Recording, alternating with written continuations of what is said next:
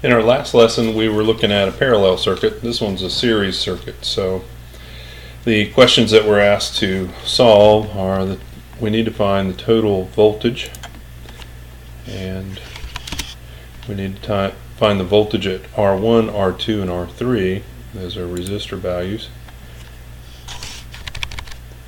And then we need to find the total resistance. I think we'll start there. And then we need to find the voltage drops at R1, R2, and R3.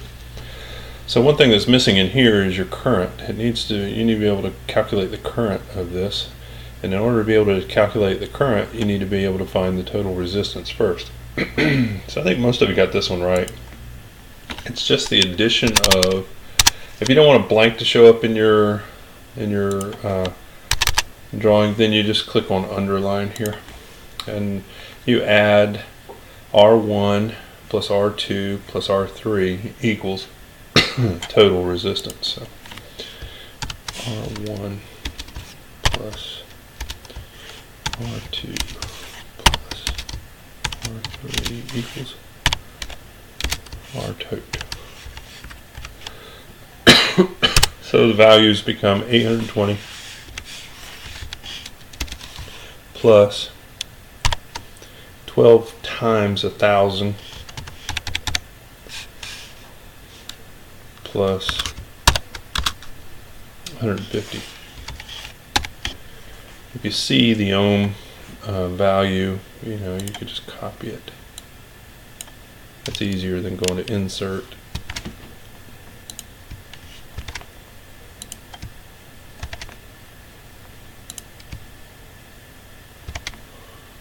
Okay, so that comes out to be 12,970 ohms. Okay, so we got number 3 complete. You can just take that, copy it, you can take that, paste it, then you can highlight that. If you don't want that little blank spot to be in there, you can just hit the Control U or underline button, and it kind of sort of does it. Okay, so now that we know this, we can jump back up to let's see, figuring out our voltage at each one of these things. So the total voltage in a series circuit is going to be the voltage of the battery. And what you're going to need to be aware of is that the voltages at each one of the voltages at R1, R2, and R3 are the voltage drops are all going to add up to 18 volts. So that's how you check yourself. Alright, so how do we proceed from here? Well, the thing we need next is we need the total current in our circuit. We can't just calculate the one circuit. We're going to have to do the total. So we've got the total resistance here, and we've got the total voltage here. So let's say current I tot is equal to the voltage divided by the resistance. Alright, so the total current is equal to the total voltage divided by the total resistance. So what does that equal? We've got 2 of them already answered. So the total voltage goes on top, 18 volts, divided by this number. Let's use this one. It's not underlined. Okay. So what does that equal? Handy dandy calculator, and we'll say 18, 12,900. I'm making a mistake. No, not 80. 970. So our current for this total project is really, really small. It's 0.001, and then we'll round that up to 4. 0.0014 amps, or 1.4 milliamps. Phone's ringing. Sorry about that, the phone rang. So our total current is 0.0014 amps, or 1.4 milliamps. It's a kind of a small amount. So now we can move down and we can look at voltage at the resistors, R1, R2, R3.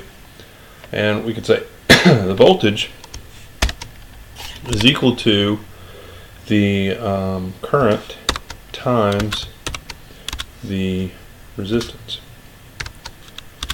Alright, so we know our total current is going to be the same as the current at any one of the locations at R1, R2, and R3.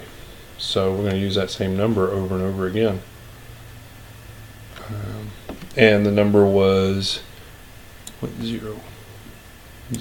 So I'll just copy that.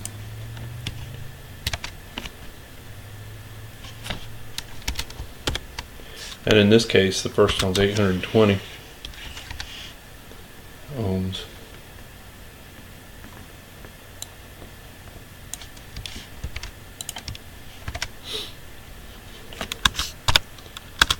So the first one comes out to be 1.14.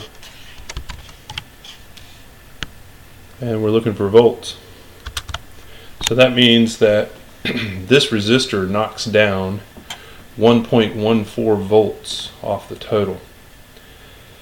So this one is 1.14.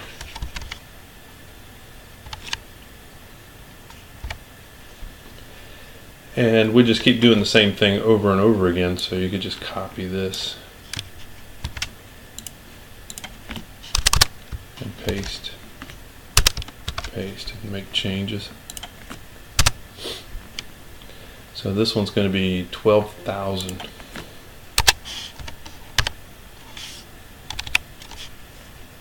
And this one's going to be 150. And so 12,000 times 0.0014 came out to be 16.8. And 150 times that is 0.21. So a lot of you got these correct. I was happy to see that some of you got those right. Now for the final calculation, we're just simply going to take the voltage drop, and so we're going to say in each one of them that the R, let's say R1 voltage drop is equal to the total voltage minus the voltage at each one of the resistors, and the first one was 1.14. And that turned out to be 16.86. So we'll do the same thing for each one of those.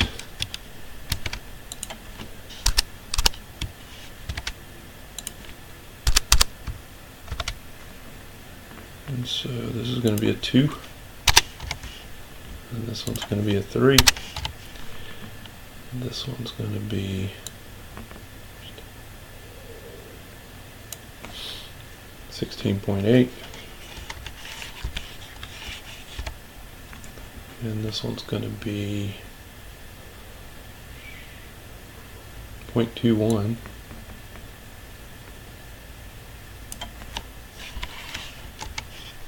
And so our answers are going to vary.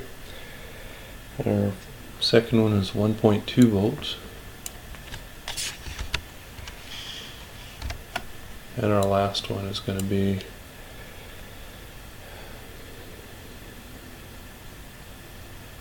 17.79. That's what I got anyway. It's one of those things, if you're close, I gave you credit for it. 17.79. 17.8, whatever. So there are your voltage drops. This is how much voltage dropped, whereas this is how much voltage does the resistor retain. So those are important values. You just plug those numbers in here, and you got everything done. Now what I challenge you to do is practice this a couple of times, because you're going to see it again. I know you're going to see some of these on the final exam, maybe one or two. So it's important for you to know these values.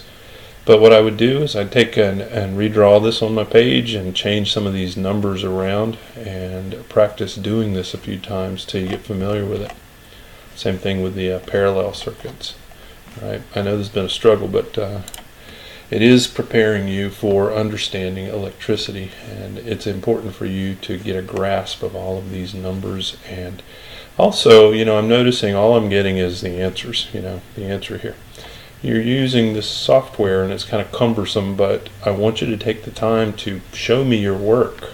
I keep saying that over and over again, but I keep just getting answers from you. So please show me your work every time, even if you got the right answer. I don't know how you got that right answer, and I can't see that you're not proving to me that you know how to do it. You're just proving to me that you did it.